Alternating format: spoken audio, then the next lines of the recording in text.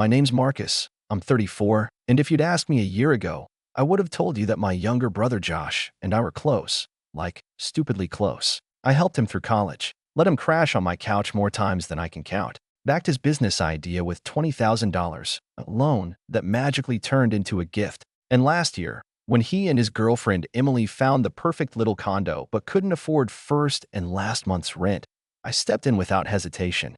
That was always how I operated. Quietly, helpfully, no strings. I didn't need recognition. I just wanted my brother to have the shot at the life he was always chasing. But somewhere along the line, Josh mistook generosity for weakness. He stopped saying thank you, stopped calling just to talk. And slowly, things shifted. I was no longer the supportive older brother. I was the wallet, the fixer, the backup plan. And I didn't even realize it until it was too late. The final straw came the night of his engagement dinner. Josh and Emily were hosting it at this overpriced restaurant downtown, some rooftop place with string lights and wine lists longer than my apartment lease. It was fancy, sure, but I was genuinely happy for them. Despite everything, I'd planned a surprise. I was going to cover 6 months of their rent on the new condo they were moving into next week. I'd written out the check, sealed it in a crisp white envelope, and even added a little note, just a simple proud of you, little bro. I pictured him getting emotional, maybe hugging me, telling Emily's family how I'd always been there for him. But that's not how it went. I arrived 15 minutes early, per usual. The host gave me a weird look when I said Josh's name, like he didn't expect me to be on the list. After confirming, he finally led me up to the rooftop, where a dozen people were already mingling around champagne flutes and tiny crab cakes. I spotted Josh at the far end, laughing with Emily's dad, wearing that smug, too smooth expression he always used when he was trying to impress someone. He barely looked at me when I approached. Just a quick chin nod, then a dismissive, "Hey, you made it." Like I was the distant cousin, not the guy who paid his security deposit. Still, I brushed it off. Dinner started fine, salads, polite small talk, awkward laughter between our family and Emily's. Josh was holding court like he always did, telling the same tired story about how he sold sneakers in high school to learn business. I let him have his moment. That was the plan. Be supportive. Let him shine. And then, at the right moment, after dessert, maybe I'd hand him the envelope and watch his face light up. That moment never came. Instead, about midway through the dinner, Josh raised his glass and tapped it for attention. "Thanks for coming, everyone. It means a lot to have all of you here, especially Emily's family, who's basically taken me in like one of their own." I tilted my head slightly. No mention of our parents, who drove 6 hours to be there. No mention of me. And of course, he continued, a huge shout out to my beautiful fiancée, who said yes even though I'm a total mess most days. I promise I'll try to be worth it. Everyone clapped. Emily blushed. Her mom wiped a tear. It was sweet, genuine, even. But still, not one word to me. Not even when the waiter brought out a small cake with "Congrats, Josh," and Emily piped in gold icing. I thought maybe he was saving it. Maybe there'd be a toast later. A private word. Something. I waited. I sipped my drink. I forced myself to laugh at the jokes. Finally, as the plates were being cleared, I saw my window.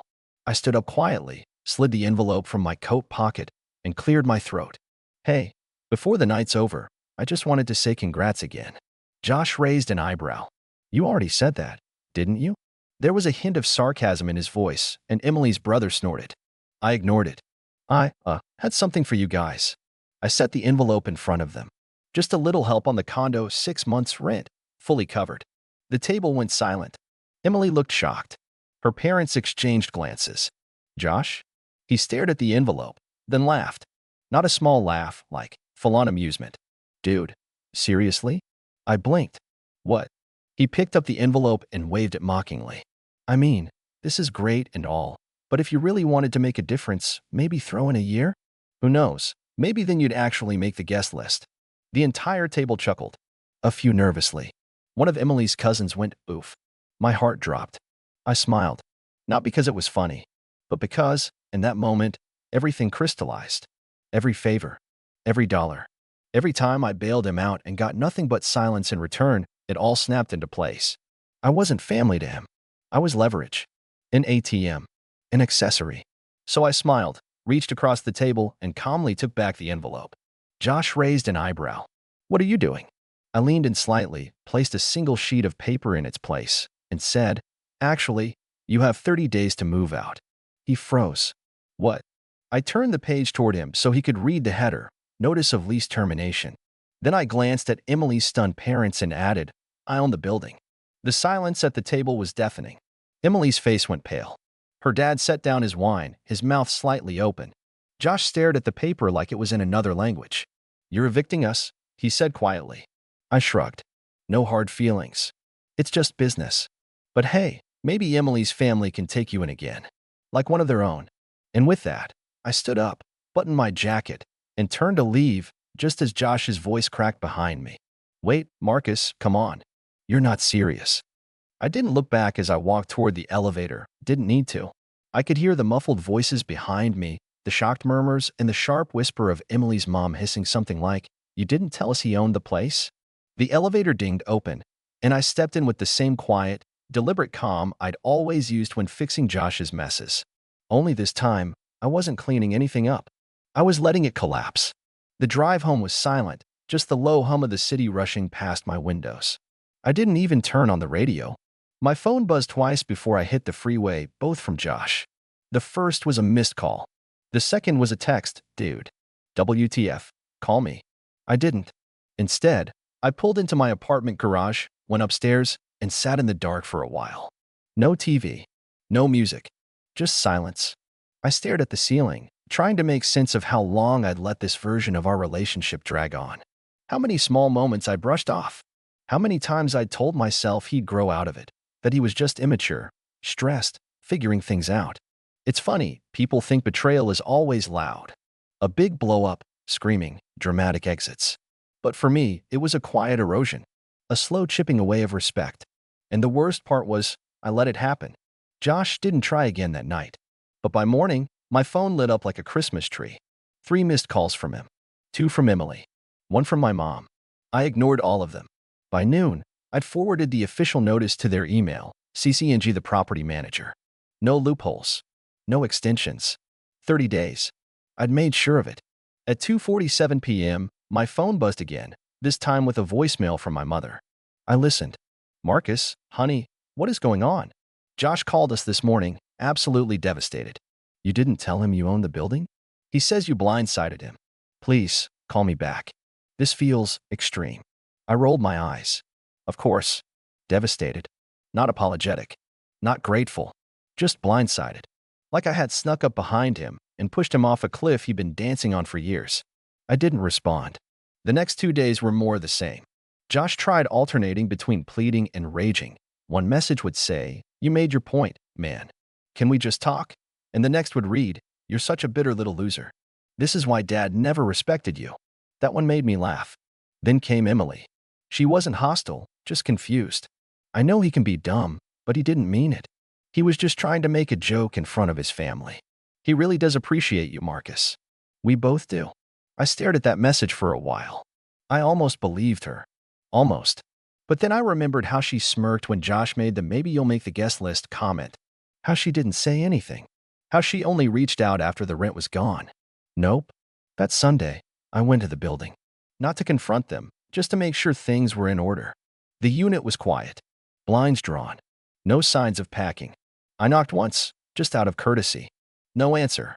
As I turned to leave, the door opened behind me. Josh stood there in sweatpants, eyes bloodshot, hair a mess. "Seriously," he muttered. "You're gonna throw us out over a joke?"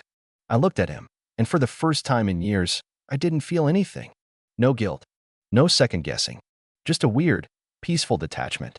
"It wasn't a joke," I said calmly. "It was a mirror." He frowned. "What does that even mean?" "It means," I said, "that what you said at dinner? That wasn't some offhand comment. That was the truth you say when you think you don't need me anymore. And you were right about one thing. I don't belong on your guest list. Because I'm not your brother anymore. I'm just the guy you use when things get hard." Josh shook his head. "You're overreacting." I smiled. "And you're underreacting to the fact that you just burned the last bridge that ever carried you." He opened his mouth like he wanted to argue, but nothing came out. Instead, he just leaned against the doorframe, defeated. "I'll have my stuff out in 2 weeks," he mumbled. "You've got 4. I reminded him. "Use them wisely." And I left. But that wasn't the end. A week later, I got a message from someone I hadn't spoken to in years, Uncle Ray. My dad's younger brother. The one relative who never picked sides when our family started splintering after Dad passed. He wasn't close to Josh or me, but he always watched from the sidelines. His message just said, "Saw what happened. Got something you might want to know. Call me when you can." That was the moment I realized this might be bigger than just rent and disrespect. This might go deeper. I stared at Uncle Ray's message for a full minute before calling. Ray wasn't the type to reach out unless it really mattered. The last time we spoke was at Dad's funeral 5 years ago, and even then, it was more nods and handshakes than conversation. But something about his timing and the way he phrased it sent a chill down my spine. He picked up on the second ring.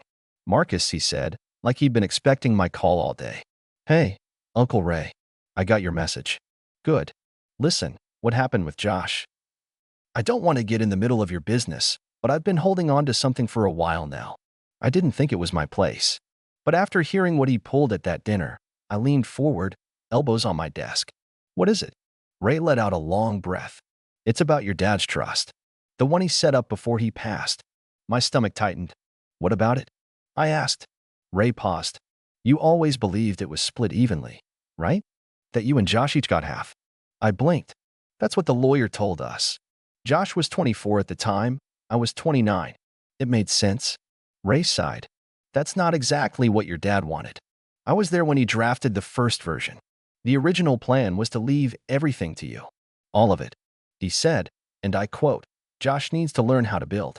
Marcus already does. But after your mom intervened, they amended it to an even split.' That didn't surprise me. Mom always coddled Josh. But I still didn't understand the point of this conversation." "Okay," I said slowly. "But we did split it evenly. I used mine to start my business. Josh blew his on some app idea and that ridiculous motorcycle. End of story." Ray chuckled grimly. "Not quite. 2 months after your dad's funeral, Josh came to me. Said he needed help moving some money around. He claimed you'd already taken your half, and he just wanted to pull his out quietly, without lawyers being nosy. I didn't touch it, but I did tell him something." "What?" I asked. "I told him there was a third account." I froze. "What?" Ray's voice was calm. "Your dad was a cautious man. He didn't trust Josh's judgment, even with the split. So he set aside a separate investment account, stocks, bonds, a few long-term holdings. He called it Marcus's anchor. Said you were the kind of man who'd never ask for help, so he'd leave help where you wouldn't think to look. Told me about it over drinks one night. Said not even your mom knew." I stood up slowly from my desk, heart pounding. "So what are you saying? There's money in my name that I don't even know about." Ray hesitated. "I'm saying Josh found it." My blood ran cold. "He drained it, didn't he?" I whispered. Ray didn't answer at first. Then he said, "I don't have hard proof. But I know he started driving a new car not long after. Got real quiet when I asked about his finances. Your dad's old broker retired, but I can put you in touch with the firm that absorbed his files. They'll know." I leaned on the desk, breath shallow. "And you didn't say anything before now?" "I thought it was family business," he said. I told myself it wasn't my place. But hearing about what he said to you at that dinner, I realized I'd been protecting someone who stopped deserving it a long time ago. I didn't even thank him. I just said, "Send me the contact." I barely slept that night. The next morning, I was on the phone with the financial firm Ray mentioned. After a few rounds of security checks, I finally got a woman named Barbara on the line, mid-50s, polite, careful. "Yes, Mr. Wyatt," she said. "Your name is listed on an account originally established by Gregory Wyatt in 2008. However, it was closed in 2021. My throat tightened. "Closed? By who?" There was a pause on her end. I'm afraid I can't give you that information directly over the phone, but I can send the closure documents to the address we have on file." "That would be." She read out Josh's condo address. I nearly crushed the phone in my hand. "Thank you," I said, through gritted teeth. "Actually, update the mailing address to my primary residence. I'll verify it now." By the time the documents arrived 2 days later, I'd already started pulling every thread I could find. Phone logs, emails, my father's old notebooks. I even went back to the lawyer who handled the estate, requesting a full breakdown of every asset ever dispersed. Most of it checked out, but the timeline of the anchor account? Something was off. The documents confirmed it. Josh had posed as me. He'd forged the signature, used an ID he must have faked or borrowed, and quietly siphoned the funds over the course of 2 months. Nearly $190,000. Gone. I stared at the number for what felt like hours. Not because I needed the money, I was doing fine. It was the principle, the weight of it. My father had trusted me, believed in me enough to build a quiet parachute I never asked for. And Josh had cut it loose, mid-flight. My phone buzzed again that evening this time. It was Emily. Please don't do this to him. He's not perfect, but he's trying. This eviction is destroying him. I typed back. He destroyed something first. No response. For a few days, I waited. Then I made my next move. I didn't yell. I didn't call.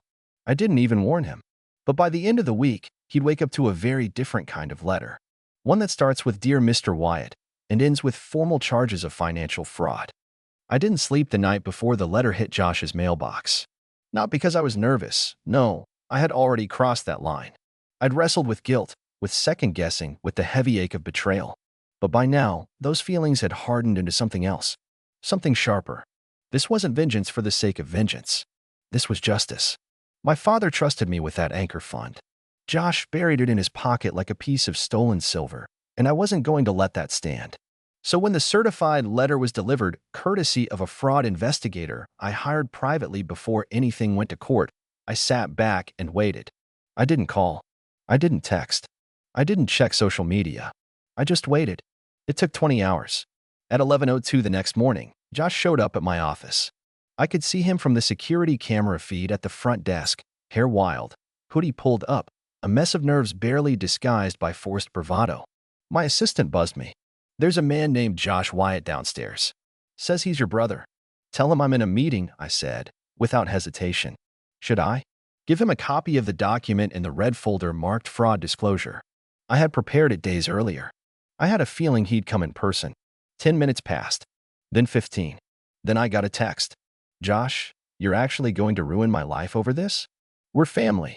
Then another. Josh, come on, man. You don't need the money.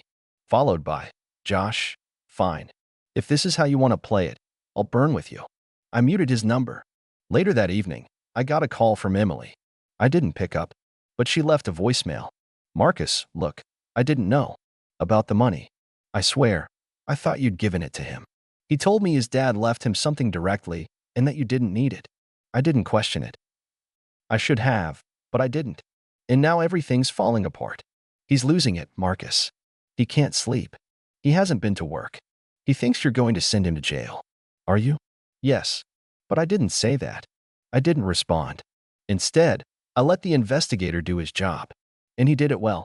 By the end of the week, Josh was served with an official complaint detailing the full extent of the financial fraud, forging my identity, misrepresenting himself to a financial institution, and illegally transferring funds from a trust account. The total damage? $188,294.37, not including interest. The investigator even managed to trace the transactions: 2 luxury vacations, a lease on a Tesla, the failed startup he'd been pretending to bootstrap.